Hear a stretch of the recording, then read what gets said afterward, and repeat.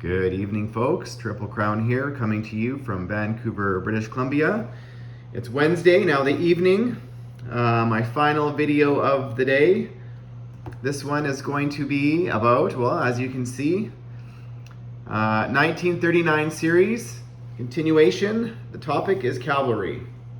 As you can see, I've got quite a few different cavalry sculpts on the board. And yeah, so basically, I'll first go over the sculpts. Now, Sard, you cannot buy these. He's given them to me. So this is a Chinese cavalry on the left and a Russian cavalry, I believe, on the right. I believe these are from the miniatures, Axis and Allies miniatures. So if you're fortunate enough to have some of those, but I don't think you can buy them anymore. So fortunately, we have historical board gaming, okay? And historical board gaming, these are the base 1936 cavalry, which you can see this one's painted. This is a Turkish cavalry, but they're all the same. You can order them in different colors and paint them. As you can see, I've painted this one. There's a few different colors down there that you can see. These are available for purchase on from historical board gaming. And just up until recently, and I gotta say, folks, Doug has been absolutely wonderful to deal with in terms of whatever I felt I've needed for this game. He's so willing to make it and so willing to help, tell me what you need. And you know, Doug is open, folks. I had no idea. So if you and your community, there's a piece that you need, yeah, reach out to him. You know, chances are he might make it for you. And then the rest of us would see it there as well, and we would also benefit. So, but Doug, these are the Japanese, recent make, Japanese cavalry. So love these sculpts. You can see how much bigger they are, and very similar size to the Axis and Allies sculpts that you can't get anymore. And a complaint I've heard, which Doug, this is again going back to Doug, that people did not like these cavalry because they did not have a round base. Okay, so I mentioned this to Doug that hey, people want these original units with the round base, so that's what Doug has done. So these are brand new. I haven't even had a chance to paint them yet. These are the Chinese cavalry. So as soon as I get these painted, I'm going to add them to my collection. So there you go.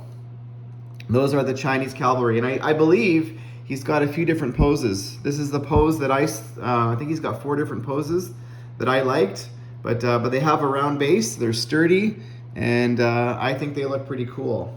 And so just to talk about, like, why did we want to have cavalry in the game? Like, it's World War II. Well, historically, a lot of the smaller nations or smaller countries, you know, going back to World War I, didn't modernize their armies yet. So there was still a lot of cavalry that were used in the military around the world, and not just in the smaller nations, but also the bigger countries. Like Russia had cavalry, Germany had cavalry, everybody had cavalry. So they played a role. Obviously later in the war, not so much, but definitely earlier in the war. And I have to give Hilltop credit. When he talked about adding new units to the game, this was the first unit that was brought up, was cavalry. So I give him credit for that. And the mechanics of how the cavalry work are actually, I believe, identical to 1936. Hilltop is a big 1936 player, and so this idea, the mechanics of it came from him. So they are going to cost 4 IPP. They're going to attack at 3 and defend at 2, and no combined arms. And they are going to be able to blitz or move 2 spaces, which I think is pretty standard for most of everybody out there. But just to touch a little bit on the 1936 versus 1939 game, yes, we understand there's going to be some things that are going to overlap and some similarities, but I believe, in talking to Kurt tonight, about the differences between 36 and 39, and there are some pretty significant differences.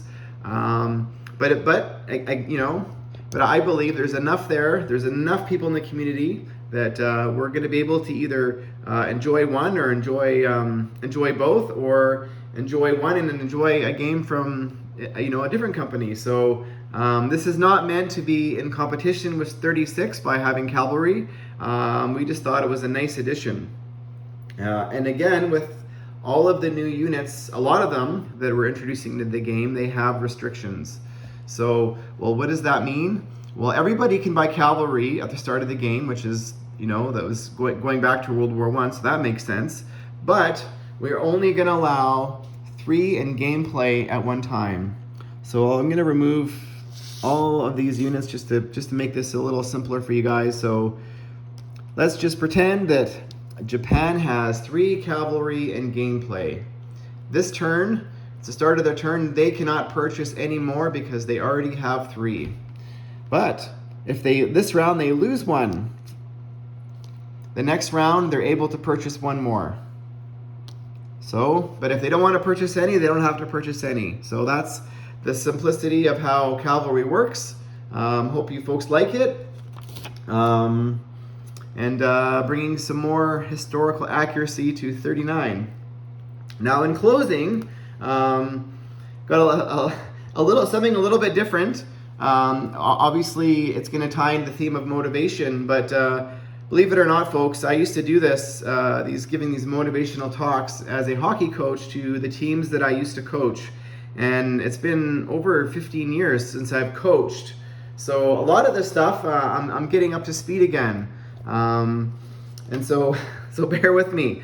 But there's one particular audio recording that I used to have, that I used to play for my team, and I had to really save it for a special moment, or a moment when we were in absolute despair, at the bitter end of wanting to quit or wanting to give up, or whatever that was. We just needed to hear something. And so the title of this poem is called "Don't Quit."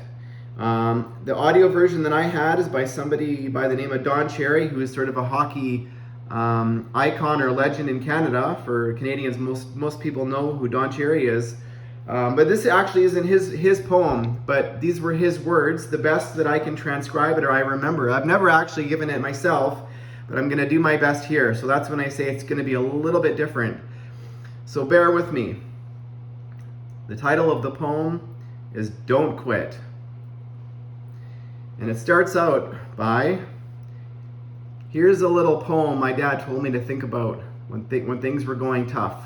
And I want you to think about it when things are going tough for you. When things go wrong, as they sometimes will, when the road you're trudging seems all uphill, when the funds are low and the debts are high, and you want to smile, but you have to sigh. When care is pressing you down a bit, rest if you must, but don't you quit. Life is strange with its twists and turns, as every one of us sometimes learns. And many a person has turned about when they might have won, had they stuck it out. Don't give up, though the pace seems slow, you may succeed with another blow. And he learned too late, when the night came down, how close he came to the golden crown. And my favorite line of the whole poem, success is failure turned inside out. So stick to the fight when you're hardest hit. It's when things seem worse, you must not quit. Now, folks, after playing that for my team, I can vouch for this. That particular game, we never lost. So motivated my teams, and hopefully, whatever you're going through in your lives, if that helps you get out of the situation, then please share it with others. And the original, I discovered, I Googled it on the internet tonight. It was by somebody by the name of John Greenleaf Weeder. And it's called "Don't Quit." So if you want to look it up yourself, the version online is a little bit different, but that is the for what I remember. So thank you for for listening, and stay tuned for some more.